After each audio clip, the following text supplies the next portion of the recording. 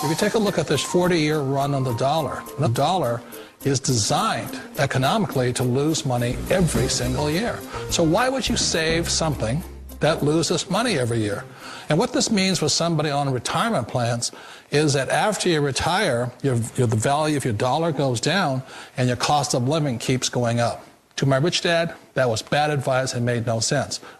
We sold it from 160 to 200 or something like that. A nice tidy profit. Yeah, we made about $3.5 billion on a $500 million investment, as it turned out. I still sold it way too soon. Since I sold it, they must have shot a gun off and said, Warren's sold, now it's time to let it go up. Well, yeah, you left money on the table. A lot of money. Dummy. That's what exactly right. Charlie Munger would say. Right? Charlie would say, you've done it again. But you can't keep always trying. For the average person who's maybe never bought a stock before, what's your advice about that? You can't constantly sit there and wait and say, oh, it's going to go higher, it's going to go higher. We don't even think about that. What we think about is how much is it selling for, how much do we think it's worth. When we bought it at $35 billion effectively, I felt the company was probably worth at least $100 billion. How did it come to your attention? How do you find a stock like PetroChina? I sit there in my office and I read an annual report, which fortunately was in English, and it described a very good company. And told about the oil reserves, told about the refining, told about the chemicals, everything else. And I sat there and read it, and I thought to myself, this company is worth about $100 billion. Now, I didn't look at the price first.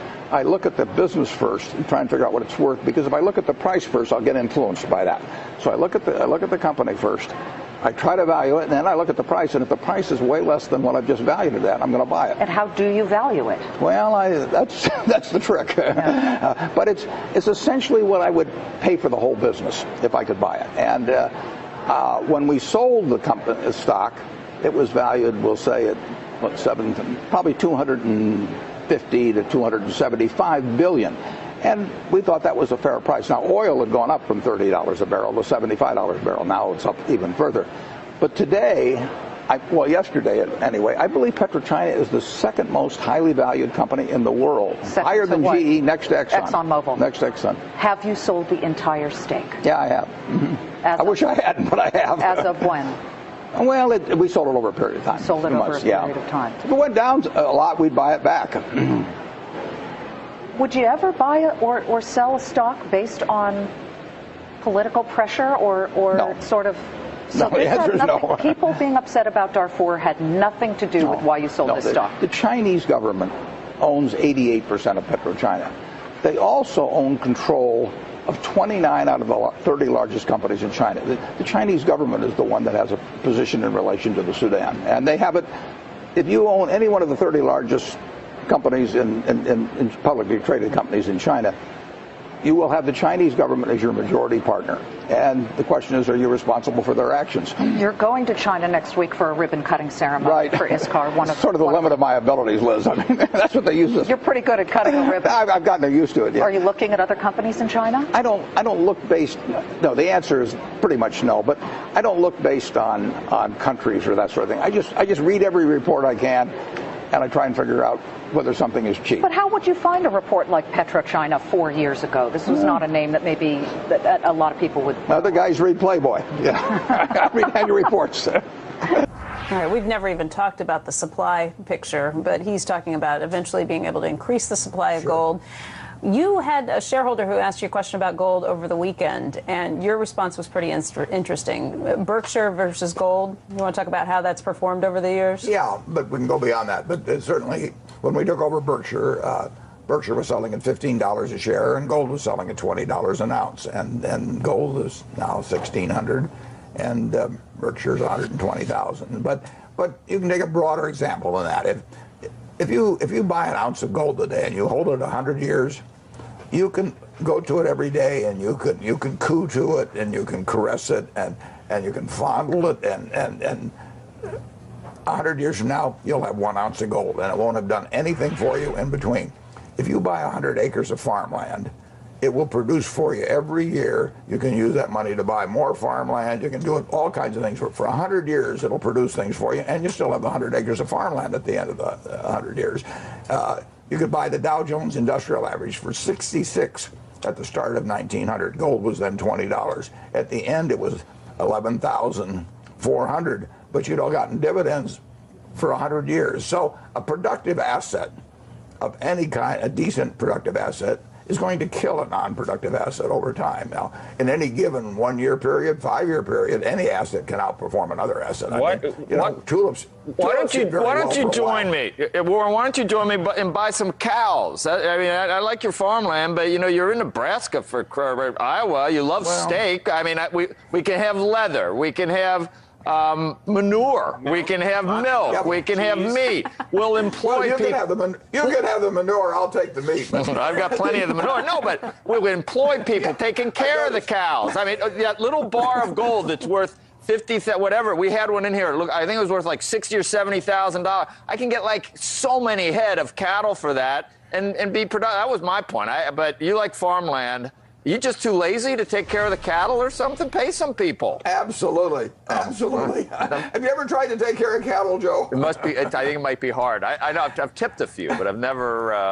Have you tipped now? I hope you have not tipped. That's mean. It's cruel. It is cruel. They're sweet. They're sweet, but they're not too bright. Like me. With land, you can get somebody else to do all the work, give them a percentage of the crop, and you can sit back there for 100 years and get a percentage of the crop, and you still got the land when you get all through. I will guarantee you that farmland over 100 years is going to be gold, and so are equities. Listening to you talk, though, Warren, when you say, with your comments about bonds, that makes me think of financial assets in general, which includes stocks. And I think about the printing presses, not only in this country, but around the world. You've seen the commercial cha-chung, cha-chung, cha-chung with the central banks. And there are periods where financial assets are great, from the early 80s to 2000. And I just wonder if there's then periods where hard assets are great. And you see Paulson in gold and some of these other guys in gold or commodities. Are you just not comfortable with commodities? Are there times where you should be downplaying maybe stocks or businesses and going totally full bore into commodities, but you're just not comfortable doing that? No, the alternative with me, Joe, the alternative, I don't like fixed dollar investments at all. I don't like short-term bonds. I don't like long-term bonds. We own a lot of short-term bonds, but that is not because we like them. That's just a parking place. But the alternative, in my view, I mean, certainly commodities can be an alternative, but the alternative is income-producing assets of one sort or another that are not fixed dollar type investments. And so I've said consistently for the last few years, I would vastly prefer to own common stocks than fixed dollar investments over a 5 or 10 year period. I don't know about the next 5 hours or 5 days. And that might very well extend to rental real estate. It might extend to farms. I mean, an investment, you're looking for something where you put out money now and that asset that you buy gives you back more money over time. Now, the problem with commodities is that you're betting on what somebody else will pay for them in 6 months. The commodity itself isn't going to do anything for you. So there's two types of assets to buy. One is where the asset itself delivers a return to you, such as rental property, stocks, a farm. And then there's assets that you buy where you hope somebody else pays you more later on, but the asset itself doesn't produce anything. And those are two different games. I regard the second game as speculation. Now, there's nothing immoral or illegal or fattening about speculation, but it is an entirely different game to buy a lump of something and hope that somebody else pays you more for that lump 2 years from now than it is to buy something that you expect to produce income for you over time. I bought a farm 30 years ago, not far from here. I've never had a quote on it since. What I do is I look at what it produces every year, and it produces a very satisfactory amount relative to what I paid for it. If they closed the stock market for 10 years and we owned Coca-Cola and Wells Fargo and some other businesses, it wouldn't bother me because I'm looking at what the business produces. If I buy a McDonald's stand, I don't get a quote on it every day. I look at how my business is every day. So those are the kind of assets I like to own. Something that actually is going to deliver and hopefully deliver to meet my expectations over time. A piece of art, may go from $1,000 to $50 million, but it's dependent on what the next guy wants to pay me. The art itself, the painting itself, is not going to dispense cash. So I have to find somebody that's going to like it more. And with an asset like gold, for example, basically gold is a way of going long on fear, and it's been a pretty good way of going long on fear from time to time. But you really have to hope people become more afraid in a year or 2 years than they are now. And if they become more afraid, you make money. If they become less afraid, you lose money. But the gold itself doesn't produce anything.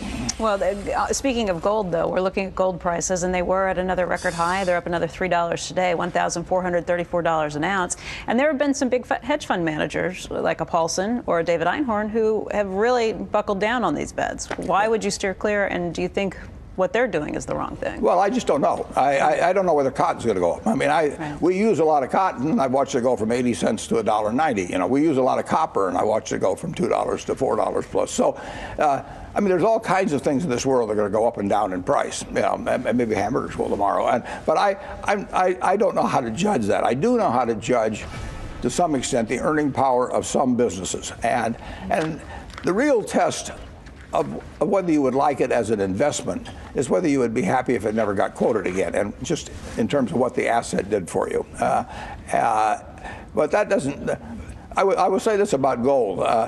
If you took all of the gold in the world, it would roughly make a cube 67 feet on a side. So if you took all the gold in the world, we could have a cube that went down there 67 feet, 67 feet high, and that would be the whole thing.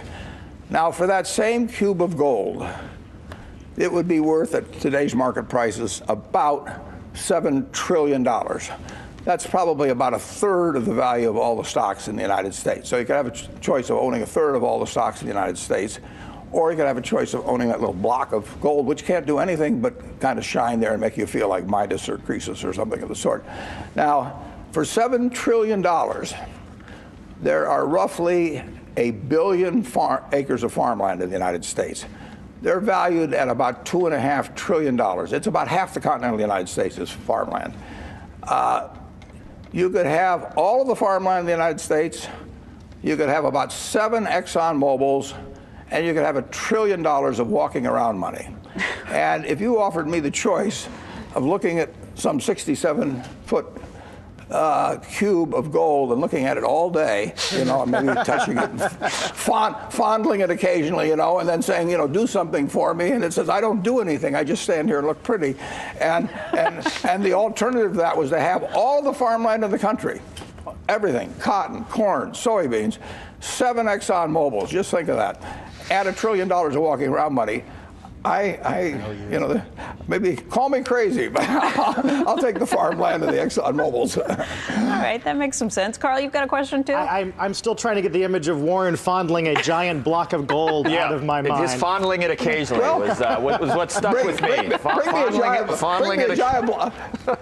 Bring me a giant block of gold and you'll see me fondle like you've never seen before. If you take a look at this 40-year run on the dollar is designed economically to lose money every single year. So why would you save something that loses money every year? And what this means for somebody on retirement plans is that after you retire, the value of your dollar goes down and your cost of living keeps going up. To my rich dad, that was bad advice and made no sense.